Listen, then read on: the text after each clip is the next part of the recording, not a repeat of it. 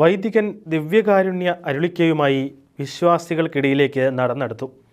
അപ്പോഴായിരുന്നു ഒരു കൊച്ചു ബാലൻ വൈദികനെ ലക്ഷ്യം വെച്ച് മുന്നോട്ട് വന്നത്. തുടർന്ന് നടന്ന ഒരു സംഭവവുമായി ബന്ധപ്പെട്ടുള്ള ഒരു വീഡിയോയാണ് ഇപ്പോൾ സോഷ്യൽ മീഡിയയിലെ ചർച്ചാ വിഷയം.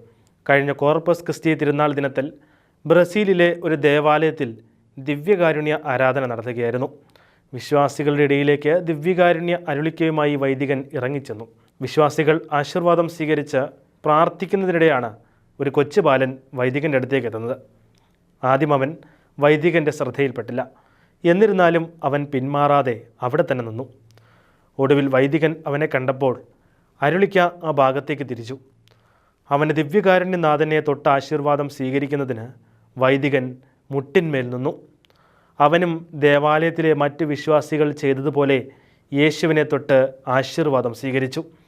ബ്രസീലിയൻ വൈദികനായ ഗിൽ പാസിയോയാണ് സംഭവത്തിൻ്റെ ദൃശ്യങ്ങൾ സോഷ്യൽ മീഡിയയിൽ പങ്കുവച്ചത്. ഒരു കൊച്ചുകുട്ടിയുടെ നിഷ്കളങ്കതയ്ക്കപ്പുറം അവൻ ഈ പ്രായത്തിൽ ചെയ്ത പ്രവൃത്തിയെ അഭിനന്ദിക്കുന്ന നിരവധി കമൻറ്റുകളാൽ നിറഞ്ഞിരിക്കുകയാണ് ആ വീഡിയോ. അവൻ ഒരുപക്ഷെ മറ്റുള്ളവർ ചെയ്യുന്നത് കണ്ട് ഒരു കൗതുകത്തിനായിരിക്കാം അപ്രകാരം ചെയ്തത്. ഭാവിയിൽ ഇതേക്കുറിച്ച് അവൻ ഓർക്കണമെന്ന് പോലും യാതൊരു ഉറപ്പുമില്ല.